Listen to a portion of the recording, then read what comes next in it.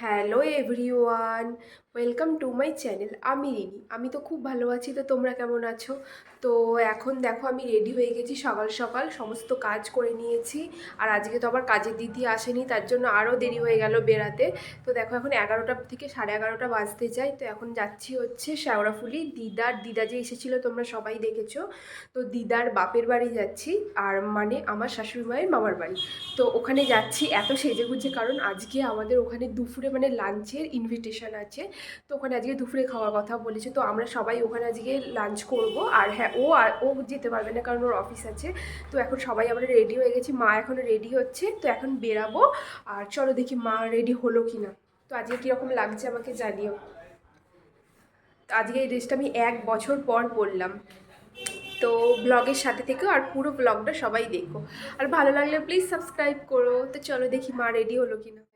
আমাদের অন্য বাড়িতে কি হয়, মানে আমরা মানে আমাদের মতো যাদের বয়স আছে তারা লেট করে, মেকআপ করে, এই করে সেই করে। আর আমাদের বাড়িতে আমি রেডি, শ্বশুর মশাই তো বাথরুমেই বসে আছে, শাশুড়ি মা ওর এখনো সাজ হয়নি। সাজ না, শাড়ি পরছি। সাজিনি গো কিচ্ছু। তো শাড়ি পরতে এতক্ষণ লাগে? এখনো কিচ্ছু সাজিনি, আর সাজবো না। তো চলো রেডি করিয়ে দিই তাড়াতাড়ি, নাহলে আজকে আর মনে হচ্ছে যাওয়া হবে না। মা দেখি কেমন লাগছে।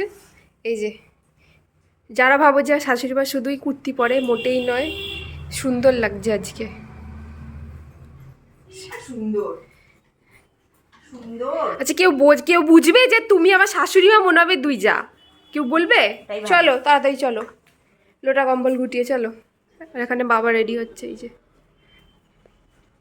চলো ব্যাগটা নিয়েই বেরিয়ে যাই।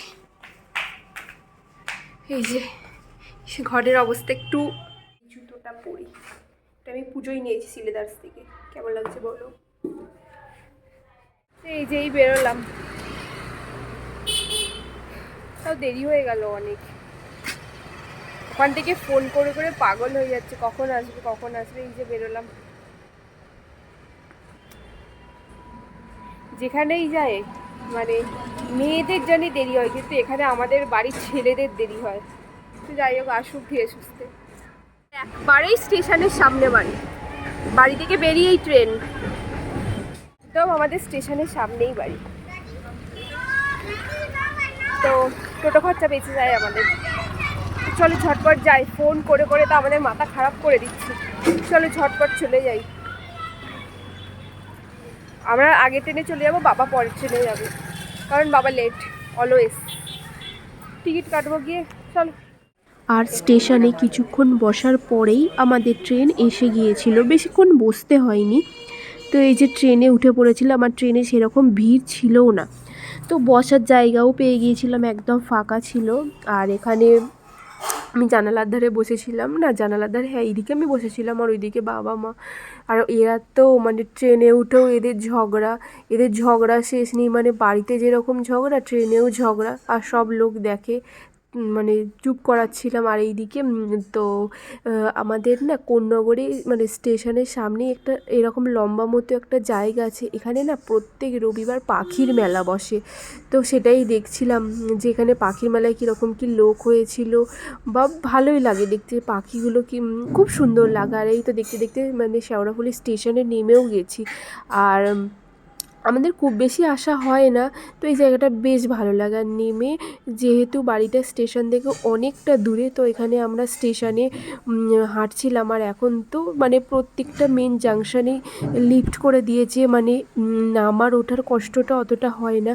আর এখানে লিফট উঠেও গেছি। আর মানে আমি না একটা গণ্ডগোল করে ফেলেছি, ভেবেছি যেদিকে লিফট খোলে ওই দিকেই মানে নামবো, উঠবো যেদিক দিয়ে নামবো সেদিক দিয়ে, আর স্টেশনে তো অপোজিটে খুলবে। আর সেটাই মা হাসছিল। আর যাই হোক, এখানে দেখো স্টেশনটা দেখো, শেওড়াফুলি স্টেশনটা না অনেকটা বড়, যেহেতু জাংশন মানে অনেক দিকে ট্রেন আসে যায়, বেশ ভালো, বেশ বড়।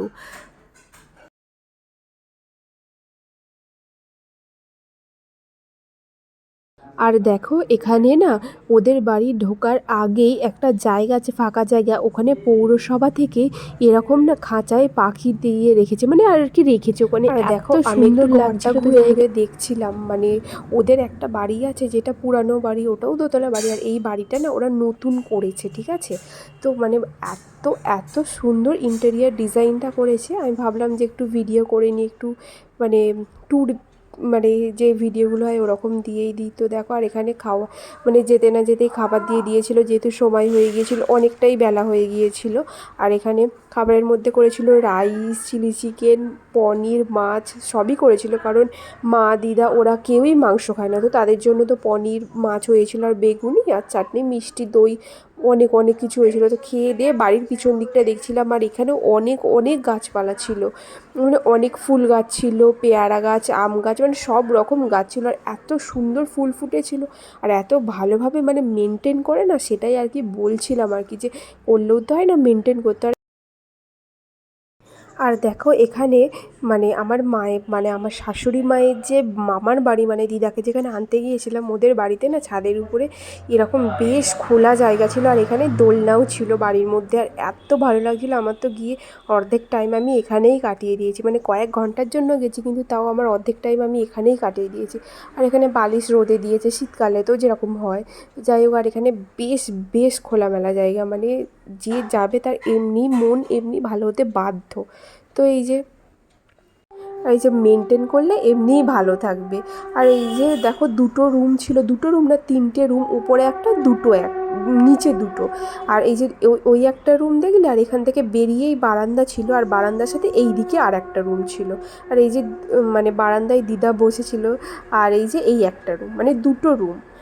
দেখো রুমের মানে এত সুন্দর না ইন্টেরিয়ার ডিজাইন বা ফার্নিচারগুলো, মানে সমস্তটা খুব সুন্দর। আর সিলিংয়ের ডিজাইনটা সব থেকে বেশি ভালো লেগেছে আমার, খুব খুব সুন্দর লাগছিল। আর এখানে একটু রেস্ট নিয়েছি, তারপরে খেয়ে দিয়ে মানে শরীর আর দিচ্ছিল না, ভাবলাম একটু রেস্ট নিয়ে নিই। আর এখানে দেখো সবাই মিলে রেস্ট তো আর হয় না, মানে একসাথে গল্প, যাই হোক।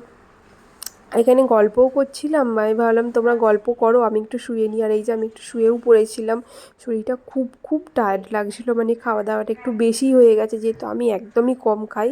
আর এই যে খেয়ে দিয়ে ঘুমিয়ে টুমিয়ে উঠে আমরা টোটো করে বাড়ি ফিরছিলাম। আর যে আমরা বাড়ি যাবার সময় টোটো করে ফিরি, মানে ট্রেনে করে ফিরিনি, সরি, টোটো করে ফিরছিলাম, কারণ মামা ওখান থেকে টোটো করে দিয়েছিল, যেহেতু দিদা একদমই ট্রেনে উঠতে পারে না, সেই জন্য।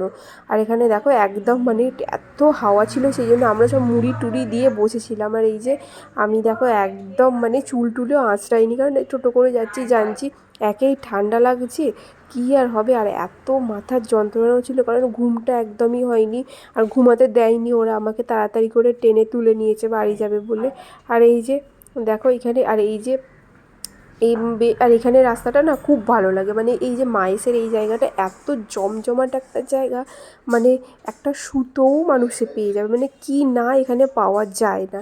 তো এই যে সবাই মিলে আমরা এখন বাড়ি চলে যাচ্ছি। দিদাকে বলছিলাম তোমার কি মন খারাপ হচ্ছে, তোমার বাপের বাড়ি থেকে তুমি চলে যাচ্ছ, আবার কবে আসবে? তো যাই হোক, বলতে বলতেই আমরা বাড়ি চলে এসেছি। দেখো তো ওখানে দুপুরবেলা খেয়েছি, আর মোটামুটি অনেক বেঁচে গিয়েছিল, মানে এখন তো সবাই অল্প অল্প খায়, তো তার জন্য দেখো আবার পাঠিয়েও দিয়েছে, যাতে রাতে রান্নাও না করতে হয়। তো দেখো কি কি পাঠিয়েছে। এইখানে দেখো মানে গামলা, একটা ছোটো গামলার রাইস, প্লাস এখানে মাছ আছে, মাছের কালিয়া, এখানে পনির, এখানে আর একটা রাইস আছে, এখানে চিলি চিকেন, প্লাস আবার এখানে বেগুনি, এত পাঠিয়ে দিয়েছে। ভালো হয়ে গেছে না? তো এই মাত্র এলাম, ফ্রেশ হয়ে নিয়েছি মোটামুটি। আসলে মানে খুবই টায়ার্ড লাগছিলো, আর একটু ঘুমিয়েছি, তো ঘুম থেকে উঠেই টোটো করে এসেছি, আর একেবারে ডাইরেক্ট টোটো করে ওখান থেকে এসেছি। তো এখন একটু ফ্রেশ হয়ে নিয়েছি, ফ্রেশ হয়ে একটু রেস্ট নেবো এখন, নিয়ে তারপরে বাদবাকি কাজ হবে। তো আজকের ব্লগটা কীরকম লাগলো তোমরা কিন্তু অবশ্যই জানিও। আর প্লিজ তোমরা যারা যারা আমার ভিডিওটা দেখছো, একটু আমার চ্যানেলটা সাবস্ক্রাইব করে দিও, আর আমার পাশে থেকো। আর সাবস্ক্রাইব করে বেল আইকনটা ক্লিক করে দিও, যাতে আমি ভিডিও পোস্ট করলে তোমরা সাথে সাথেই দেখতে পাও। তো আজকের ব্লগটা কীরকম লাগলো তোমরা অবশ্যই জানিও। তো ফিরে আসছি আরও একটা ব্লগ নিয়ে, তো চলো, টাটা।